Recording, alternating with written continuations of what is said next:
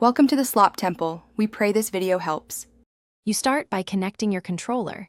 Use USB-C for zero lag, Bluetooth for convenience, or the Xbox wireless adapter for reliable range. Once done, install the Xbox Accessories app and apply Windows updates so drivers match the controller firmware. This prevents input dropouts. Make sure Game Bar is enabled and sign into the Xbox app with your Game Pass account, then launch Forza Horizon 5. This sequence puts hardware and software in sync, so the game recognizes your controller immediately. Once the game loads, go to Settings and pick Controls, then choose a preset or tap Create Custom to tailor input. You adjust dead zone to remove drift, then tune steering sensitivity to match your play style, higher for precise taps, lower for smooth turns.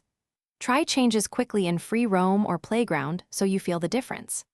Next, remap essential functions like brake, handbrake, and camera to comfortable buttons, and save the profile so you can switch between drift and race setups without redoing adjustments.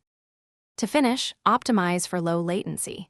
Use exclusive full screen, aim for 60+ frames per second, and disable conflicting input layers like Steam input if you're running through Steam. If the controller isn't detected, immediately reconnect or swap the cable, toggle Bluetooth pairing, and reinstall the controller driver. These quick steps often restore input.